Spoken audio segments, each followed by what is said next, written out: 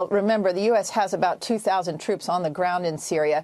It's clear the Pentagon would like to not get drawn into this. Last night, I reached a senior U.S. defense official after the strike began to ask if the U.S. military was being asked to help Israel, and was told there had been no request for support or any political decision made as of yet about the U.S. military getting further involved. The White House just released the following statement. Quote, the United States condemns the Iranian regime's provocative rocket attacks from Syria against Israeli citizens, and we strongly support Israel's right to act in self-defense. Iran's Islamic Revolutionary Guard Corps, IRGC, bears full responsibility for the consequences of its reckless actions, and we call on the IRGC and its militant proxies, including Hezbollah, to take no further provocative steps.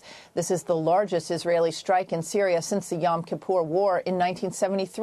Russia said Israel used 28 warplanes, F-15 and F-16 fighter jets to fire 60 air-to-surface missiles and 10 surface-to-surface missiles. The raid lasted 2 hours and targeted dozens of sites where Iranian advisors are based in Syria after Iran fired 20-plus rockets into the Golan Heights. Some of the Iranian missiles managed to break through Israel's missile defense known as the Iron Dome, according to a U.S. congressman who chairs the Homeland Security Committee and sits on the House Foreign Affairs Committee.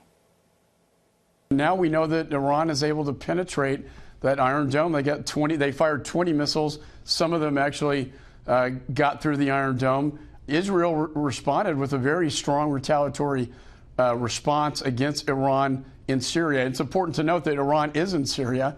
They're in Iraq. They're in Lebanon. And that's where they've taken the money from the sanctions.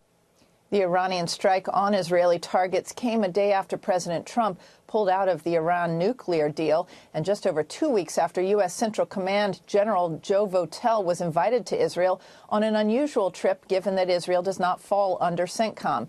Syria, however, does. Israel has been telegraphing for months that it would not stand by and allow Iranian infrastructure to grow unchecked in neighboring Syria. In the past 7 years, Julie, Israel has carried out more than 100 airstrikes in Syria since the civil war began, but last night's was by far the largest strike.